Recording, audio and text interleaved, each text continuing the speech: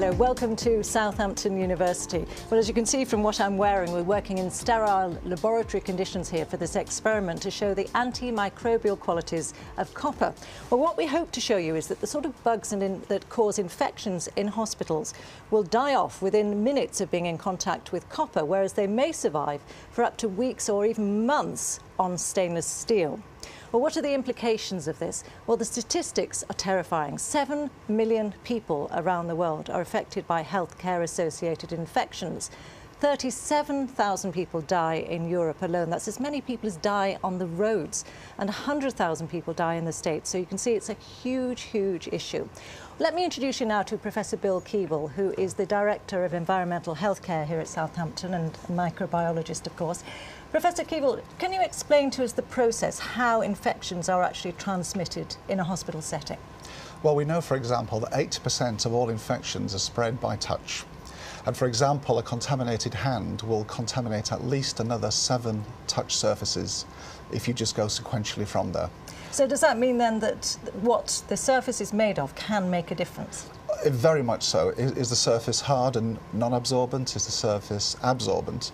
We know, for example, that stainless steel and plastics, hard surfaces which germs can survive on for weeks and months, whereas on copper, our research suggests they die very quickly. So what are we going to see today then? Well, it's very exciting. What we're showing is that bacteria die rapidly on copper.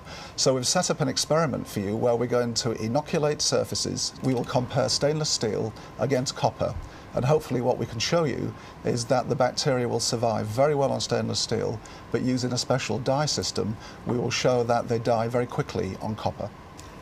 Well, let's get the experiment started. In a room next door, we've got Emma and Sam on their microscopes. So, Professor Keevil, tell us what they're seeing down the individual microscopes. Well, what we're going to do is we're going to take the notorious MRSA bug, and we're going to put 10 million of the cells on stainless steel, 10 million of the cells on copper, and what we hope to show you is that they live very happily on the stainless steel, but they die rapidly on the copper. And in theory, how long will it take before the bugs are killed off on the copper? Well, we hope to show you that things are going to happen in 2 or 3 minutes, and certainly by 10 minutes, hopefully they will have all died out. Let's take a look at the first picture. We're getting live feeds from the microscopes on these 2 screens. We've got the stainless steel here on the left. I don't know if our camera can pick that up there. So, Professor Keevil, just explain what we're seeing here. So what you're seeing here are the individual bacteria sitting on the stainless steel surface.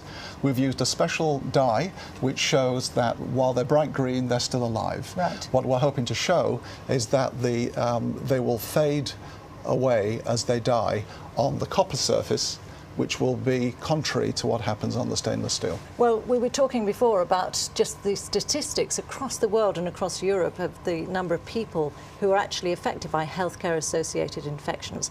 We met one woman, Alma Forsyth, who was infected with MRSA in a Brussels clinic, and this is her story. I went into hospital for keyhole surgery on my knee. I was in hospital for 5 hours.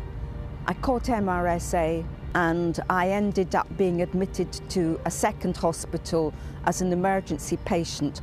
I was really afraid that I might lose my leg. Friends were afraid that I might even lose my life.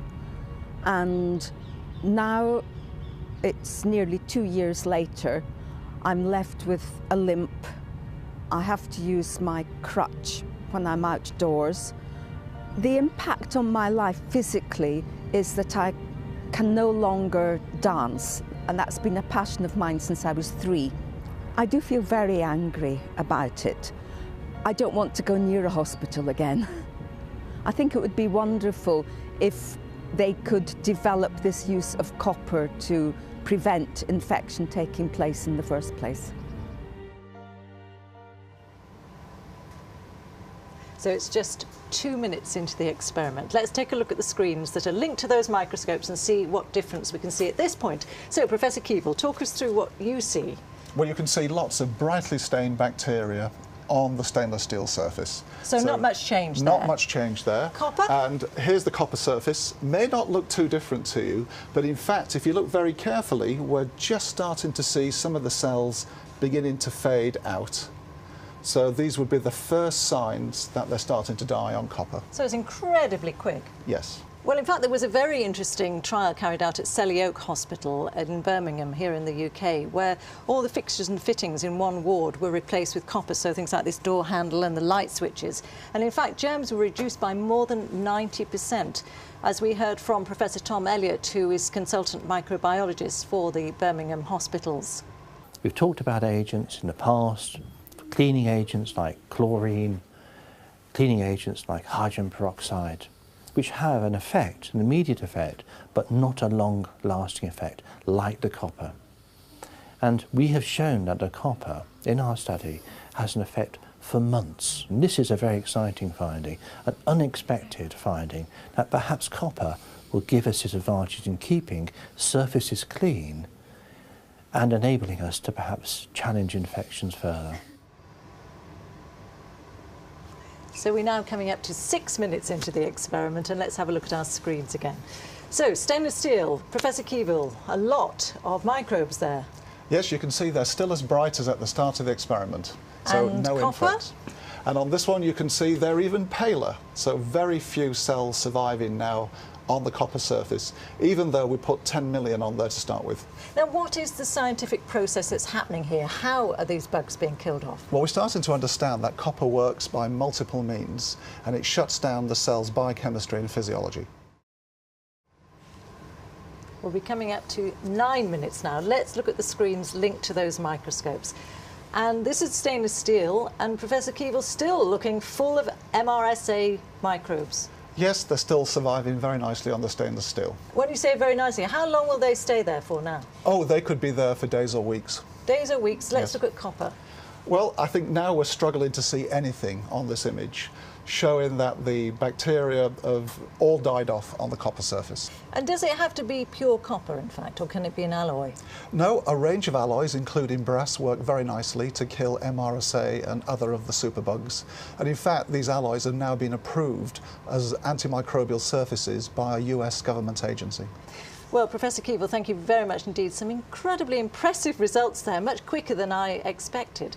In fact, there are quite a number of hospitals around the world now who are starting to install copper in their wards to try to deal with this real problem of hospital-acquired infections. Perhaps more when these sort of results start to filter through. Really interesting results. So from me here in Southampton University, from Emma and Sam on the microscopes, and from Professor Keevil, goodbye and thank you very much for watching.